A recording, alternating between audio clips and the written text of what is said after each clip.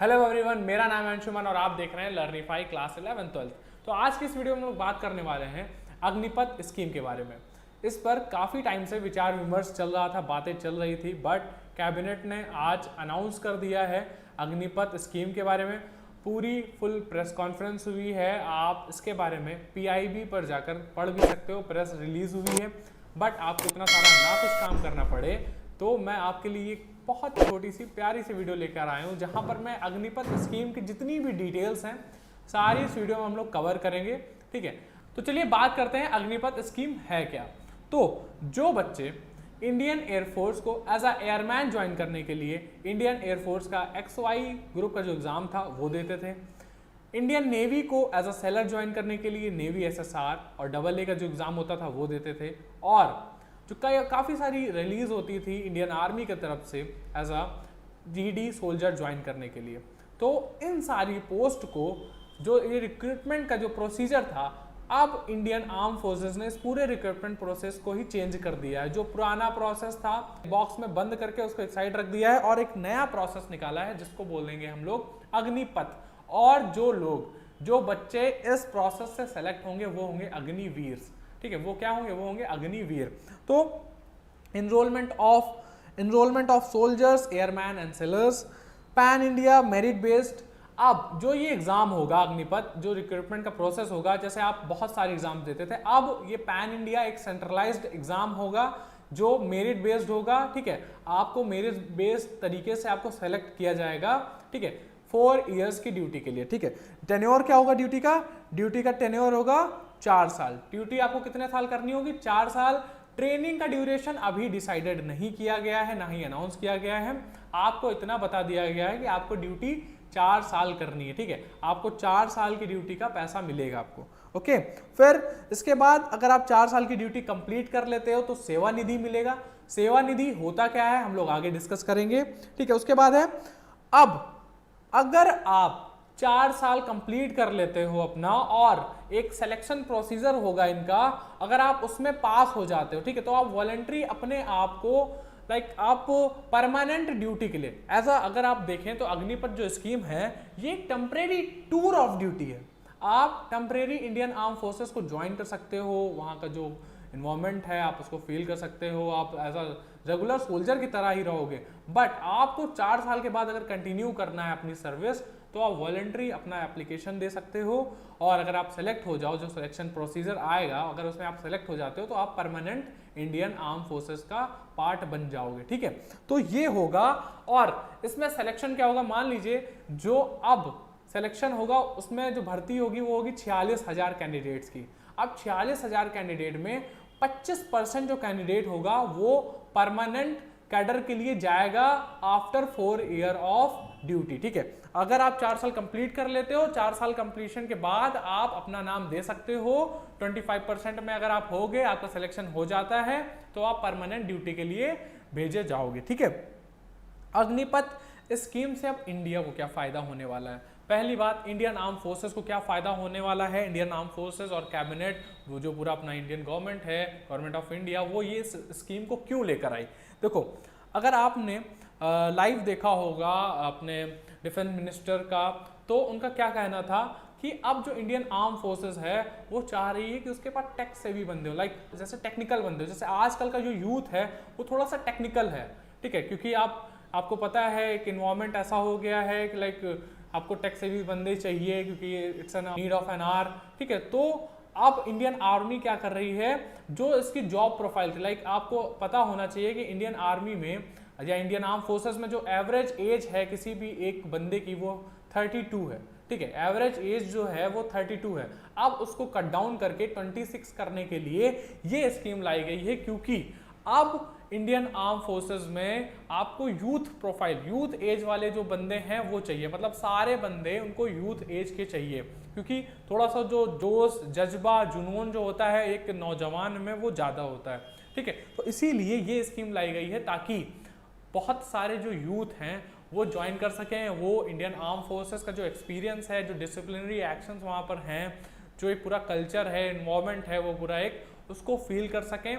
ठीक है, और जो वहाँ का स्किल है, जो डिसिप्लिन स्किल है, वो अपने आप में एक्वायर कर सके। ठीक है, तो ये फायदा होने वाला है इंडियन आर्म फोर्सेस को और उस कैंडिडेट को जो इस एग्जाम में, अग्निपथ के एग्जाम में अपीयर होगा।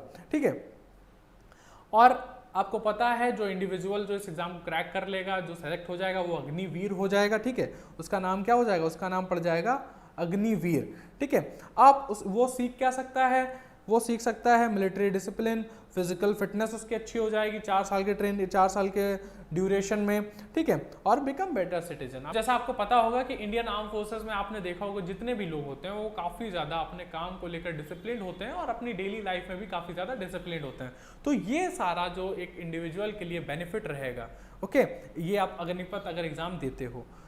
अब एलिजिबिलिटी क्या है? सबसे बड़ा क्वेश्चन कि अग्निपथ एग्जाम में अपीयर होने का एलिजिबिलिटी क्राइटेरिया क्या है? तो आप 17 to 21 ईयर्स तक अगर हो, अगर आप इस एज गैप में आ रहे हो, इस एज रेंज में आ रहे हो, तो आप इस एग्जाम में अपीयर हो सकते हो। ठीक है, इसमें इक्वल अपॉर्चुनिटी है मैन एंड वुमेन को। इस एग्जाम में मैन भी अपीयर हो सकते हैं एंड वुमेन भी अपीयर हो सकती हैं। ठीक है, मैन एंड वुमेन दोनों अपीयर हो सकते हैं इस एग्जामिनेशन में। ओके, उसके बाद रिक्रूटमेंट कैसे होगा? Candidate will be enrolled under the respective service act for service duration of 4 years। मैंने बता दिया सर्विस ड्यूरेशन कितना होगा? 4 साल का होगा। अब इसके बाद कोई भी रिक्रूटमेंट में चेंज नहीं होगा। आपका जो इंडियन एयरफोर्स का बच्चे बहुत दिनों से, इंडियन एयरफोर्स जो XY का एग्जाम हुआ था, बच्चे बहुत दिनों से इंतजार कर रहे थे सर रिजल्ट कब आएगा, तो बेटा वो रिजल्ट नहीं आएगा। सारी एंट्रीज एग्जिट हो चुकी हैं और अब जो नया रिक्रूटमेंट प्रोसेस आया है वो है अग्निपथ। अगर आप एयरमैन, सेलर या GD से सोल्जर बनना चाहते हो तो आपको अब इस एग्जाम में अपीयर होना पड़ेगा। और जो आपके डिफेंस मिनिस्टर हैं, आर्मी के जनरल चीफ हैं, उन्होंने बताया है कि जो फर्स्ट इनरोलमेंट होगा वो आज से 90 दिन के अंदर अनाउंस कर दिया जाएगा। फर्स्ट इनरोलमेंट, फर्स्ट रैली आज से 90 दिन के अंदर होगी। मतलब आज से 90 दिन के अंदर फर्स्ट आपका जो नोटिफिकेशन है फर्स्ट बैच का वो रिलीज कर दिया जाएगा। ठीक है, इसके बाद है सेंट्रलाइज्ड ट्रांसपेरेंट स्क्रीनिंग असेसमेंट। आपको जब आप सेलेक्ट किए जाओगे तो एक स्क्रीनिंग प्रोसीजर होगा, वो सेंट्रलाइज्ड होगा। जैसा मैंने बताया एक सेंट्रलाइज्ड टेस्ट होगा। ठीक है, सारे सर्विसेज में Indian air force, Indian navy, Indian army, तीनों में सेलेक्ट होने के लिए आपको एक सेंट्रलाइज्ड टेस्ट देना पड़ेगा। ठीक है, और जैसा कि मैंने बताया 25% कैंडिडेट सेलेक्ट किए जाएंगे बट 100% कैंडिडेट अप्लाई कर सकते हैं फॉर परमानेंट टेन्योर। ठीक है, मतलब 4 साल के बाद अगर आप ड्यूटी को अपने एक्सेल करना चाहते हो, आगे और कंटिन्यू करना चाहते हो, तो आप अप्लाई कर सकते हो। अब ये पूरा डिपेंड करता है इंडियन आर्म फोर्सेस के ऊपर, उनके सिलेक्शन प्रोसीजर के ऊपर कि आप सेलेक्ट किए जाओगे या नहीं किए जाओगे। ठीक है, तो ये हो गया आपका अग्निपथ स्कीम का eligibility criteria and all the things. ठीक है, एलिजिबिलिटी मैंने बात कर ली, रिक्रूटमेंट मैंने बात कर ली। ट्रेनिंग, जितनी भी ट्रेनिंग होती थी अभी तक होती चली आ रही है, जितनी रिगरस ट्रेनिंग वही दी जाएगी सारे जो नए जो यूथ होगा उसको भी। ठीक है, imparted rigorous military training in existing training centres. जितने भी एग्जिस्टिंग ट्रेनिंग सेंटर्स हैं वहीं पर ट्रेनिंग होगी और उतनी ही रिगरस होने वाली है और टफ हो सकती है क्योंकि अब ट्रेनिंग का ड्यूरेशन कम कर दिया गया है, आपका जो सर्विस ड्यूरेशन वो कम कर दिया गया है। तो ट्रेनिंग में थोड़ी सी इनहैंसमेंट होगी, थोड़ी चीज़ें चेंज करी जा सकती हैं। ठीक है, अब कंपोजिट एनुअल पैकेज। अब हम लोग बात करेंगे कि फाइनेंशियल पैकेज, फाइनेंशियल बेनिफिट क्या होगा किसी भी कैंडिडेट को। ठीक है, हम लोग इसके प्रोज एंड कॉन्स के बारे में भी बात करेंगे कि क्या इस स्कीम के क्या डार्क साइड हैं, क्या ब्राइट साइड हैं। ठीक है, हम लोग आगे उस चीज़ को भी बात करेंगे। ओके, जैसा कि मैंने बताया फाइनेंशियल पैकेज में जो आपकी बेसिक सैलरी होगी फर्स्ट ईयर की वो होगी 30,000 रुपीज़। ठीक है, वो होगी 30,000 रुपीज़ और second year, third year and fourth year ये ईयर वाइज इंक्रीज होती चली जाएगी। अभी जो नेक्स्ट स्लाइड है, नेक्स्ट स्लाइड में आपको आगे जो आपका पे आउट होगा वो पूरा डिटेल में मैंने डाल रखा है, तो आप वहाँ से समझ जाओगे कि फर्स्ट ईयर में आपकी सैलरी कितनी होगी, सेकेंड ईयर में कितनी होगी, थर्ड ईयर में कितनी होगी, फोर्थ ईयर में कितनी होगी। ठीक है, तो फोर्थ ईयर में आपको पता है 40,000 होगी और फर्स्ट ईयर में 30,000 होगी। 30,000 में इन हैंड सैलरी अराउंड 21,500 रुपए होगी। ठीक है, अलाउंसेस आपको काफ़ी सारे अलाउंसेस मिलेंगे, जैसे आपको फर्स्ट अलाउंसेस है रिस्क एंड हार्डशिप, फिर उसके बाद राशन, फिर ड्रेस, फिर ट्रैवल अलाउंसेस एज एप्लीकेबल। तो जिस तरीके भी अलाउंसेस एप्लीकेबल होंगे वो सारे अलाउंसेस, जितने भी अलाउंसेस एज अ सोल्जर मिलते थे पेंशन को छोड़कर, उस पेंशन को छोड़कर जितने भी अलाउंसेस एज अ सोल्जर सबको मिलते थे उतने ही अलाउंसेस आपको एज अ अग्निवीर भी मिलेंगे। ठीक है, अब बात करते हैं फाइनेंशियल पैकेज जो है सेवा निधि। सेवा निधि क्या है? आपको तकरीबन 11 लाख रुपए, 11.5 लाख रुपए आपको 4 साल की ड्यूटी कंप्लीट करने के बाद मिलेगा। आपको पेंशन नहीं मिलेगी, आप एलिजिबल नहीं होगे पेंशन के लिए, बट आपको 11.5 लाख रुपए आपको 4 साल की ड्यूटी कंप्लीट करने के बाद मिलेगा। ठीक है, उसके बाद आता है ये मैंने बता दिया आपको, और उसके बाद है कंप्लीशन ऑफ टेन्योर, आपको सेवा निधि मिलेगा। ठीक है, और ये जो सेवा निधि है, जो ये 11.5 लाख रुपए हैं, ये इनकम टैक्स से एग्जम्प्ट है, मतलब आपको इस पर इनकम टैक्स नहीं देना है। ठीक है, चलो बात करते हैं अदर फाइनेंशियल पैकेज। जैसे आपको डेथ कंपनसेशन है तो आपको 48 लाख तक का आपका इंश्योरेंस, लाइफ इंश्योरेंस कवर आपको मिलेगा। आप जैसे ही ड्यूटी पर जाओगे वहां पर आपको आपका स्टार्टिंग में ही 48 लाख का आपको लाइफ इंश्योरेंस कवर मिल जाएगा। ठीक है, उसके बाद है additional ex gratia of 44 lakh of death for attributable service. तो अगर आपको आप सर्विस करते करते किसी कारणवश आपकी डेथ हो जाती है तो आपको एक्स ग्रेटिया आपको मिलेगा 44 लाख तक का। ठीक है, उसके बाद है सेवा निधि, तो आपको मिलेगा ही मिलेगा, वो इंक्लूडेड है। डिसेबिलिटी कंपनसेशन भी है। डिसेबिलिटी कंपनसेशन में आपको compensation based on percent disability laid down by medical authorities. अगर अब क्या है, अगर आप किसी भी इवेंट से या किसी भी एक्सीडेंट से आप डिसेबल हो जाते हो, ठीक है, फिजिकल डिसेबल हो जाते हो, डिसेबिलिटीज आ जाती हैं आपके अंदर, तो जो डिसेबिलिटी परसेंटेज होगा उसके बेसिस पे जो फिजिकल हैंडीकैप होते हैं पूरा परमानेंटली उनके 90% फिजिकल डिसेबिलिटी होती है, तो ये क्या होगा, परसेंट के बेसिस पर आपको जो कंपनसेशन मिलेगा, डिसेबिलिटी कंपनसेशन, वो परसेंट के बेसिस पे मिलेगा। ठीक है, और ये one time x gratia of 44, 25 या 15, इसमें से किसी भी रेंज में हो सकता है। 15 लाख का भी हो सकता है, 25 लाख का भी हो सकता है और 44 लाख का भी हो सकता है। ठीक है, ये 100% डिसेबिलिटी है, 75 और 50% डिसेबिलिटी का एक्स ग्रेटिया अमाउंट लिखा हुआ, ये हो गया आपका डिसेबिलिटी कंपनसेशन। अब बात करते हैं जो आपका पे आउट होगा, जो आपकी सैलरी होगी फर्स्ट ईयर में। जैसा मैंने आपको बताया फर्स्ट ईयर की जो सैलरी है वो 30,000 है, फोर्थ ईयर की जो सैलरी है वो 40,000 है। 30,000 में इन हैंड आपको मिलेगा, 30,000 में इन हैंड आपको 21,000 मिलेगा। सेकेंड ईयर सैलरी होगी 33,000, बट इन हैंड आपको मिलेगा 23,100 रुपए। और थर्ड ईयर में होगी सैलरी आपकी 36,500 और इन हैंड मिलेगा आपको 25,580 रुपए। और 40,000 होगी आपकी फोर्थ ईयर में सैलरी और इन हैंड मिलेगा आपको 28,000 रुपीज। इसके बाद आपको अग्निवीर कॉर्पस जो फंड से आपको मिलेगा आफ्टर 4 ईयर, ये होगा 5.02 लाख एंड 5.02 लाख।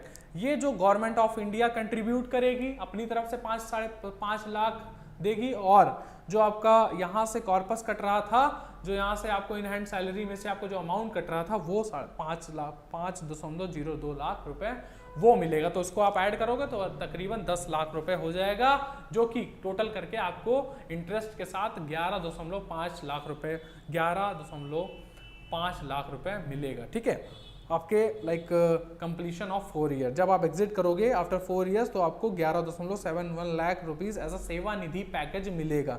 ठीक है, जो कि इनकम टैक्स से एग्जम्प करके रखा गया है, मतलब वो इनकम टैक्स उस पर एप्लीकेबल नहीं होगा। ठीक है, अब बात करते हैं, तो अगर आप लाइव देख रहे होगे तो जो अपने रिप्रेजेंटेटिव थे इंडियन आर्म फोर्सेस की तरफ से, उन्होंने एक पूरी स्लाइड खोल रखी थी जिसमें अग्निपथ रिक्रूटमेंट मॉडल उन्होंने डिस्कस कर रहे थे। Merit based pan India recruitment होगा। ठीक है, merit based pan India recruitment होगा, आपको अप्लाई करना होगा, आपकी मेरिट के ऊपर डिसाइड किया जाएगा आप एलिजिबल हो या नहीं हो। ठीक है, उसके बाद है जो इस एग्जाम में सेलेक्ट हो जाएगा वो 4 साल के लिए इंडियन आर्म फोर्सेस के साथ रहेगा एज अ अग्निवीर।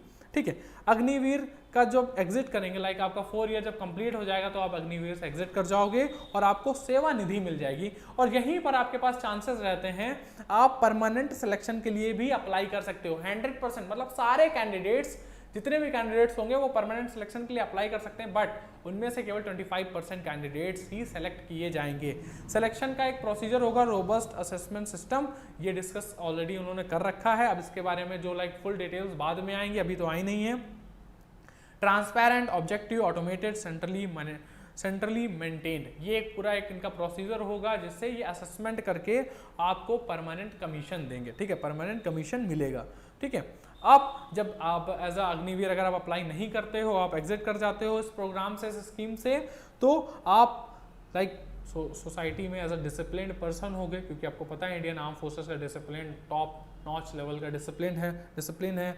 आप ट्रेंड हो गए, आप स्किल्ड सिटीजन हो गए। ठीक है, आपको काफ़ी सारे skills already Indian arm forces impart करेगी। ठीक है, तो इसकी एज लिमिट मैंने बता दिया 17.5 to 21 ईयर्स। ओके, अब बात करते हैं, इन्होंने एक चीज़ और बोली कि अब हमें क्या चाहिए, इंडियन आर्म फोर्सेस में चाहिए टेक सेवी बंदे, जो नई जनरेशन आ रही है, काफ़ी ज़्यादा टेक्निकल है, काफ़ी ज़्यादा फ्रेंडली है टेक चीज़ों से, क्योंकि अब आपको पता है सारे इक्विपमेंट टेक इक्विपमेंट्स है, सारी चीज़ें ऐसी हैं जो बहुत ज़्यादा टेक्निकल हैं। अब वो ऐसे इक्विपमेंट्स हैं जो नॉर्मल जो सिटीजन है, आपका जो पुराने 80s 90s के सिटीजन्स, जो पुराने लोग हैं, वो यूज़ नहीं कर सकते। ठीक है, तो अब के जो बंदे हैं वो काफ़ी ज़्यादा इससे फ्रेंडली हैं, आपका जो टेक्निकल इक्विपमेंट्स हैं उससे काफ़ी ज़्यादा फ्रेंडली हैं, काफ़ी ज़्यादा टेक सेवीज हैं। ठीक है, तो इंडियन आर्म फोर्सेस अब चाह रही है कि हमारे पास ऐसे लोग हों जो काफ़ी ज़्यादा टेक सेवी हों, टेक फ्रेंडली हों, उनको इन सारी चीज़ों की नॉलेज हो, इन सारी चीज़ों की नॉलेज वो रखते हों, और वो थोड़ा सा मोटिवेटेड हो इंडियन आर्म फोर्सेस के लिए, इंडियन आर्म फोर्सेस ज्वाइन करने के लिए, उनके अंदर मोटिवेशन, जोश, जज्बा भरा होना चाहिए। ठीक है, और इसीलिए उन्होंने बोला कि जो अपना टेक्निकल एंड है इसको और इम्प्रूव करने के लिए वो ITI से और काफ़ी सारे जो टेक्निकल इंस्टीट्यूट्स हैं वहाँ पर भी इंटरव्यूज़ कंडक्ट कराए जाएंगे इस अग्निपथ एग्ज़ाम में सिलेक्शन के लिए। ठीक है, तो ये रहा आपका अग्निपथ एग्ज़ाम का जो अग्निपथ स्कीम है, पूरा फुल डिटेल। आगे अगर कोई भी इन्फॉर्मेशन हमें मिलती है तो हम आपको ज़रूर बताएंगे। अगर आप चैनल पर नए हो तो चैनल को सब्सक्राइब करके बेल आइकन जरूर प्रेस कर देना, ताकि आपको आने वाली वीडियोस की नोटिफिकेशन टाइम पर मिलते रहें। Thank you for watching the video. Thank you.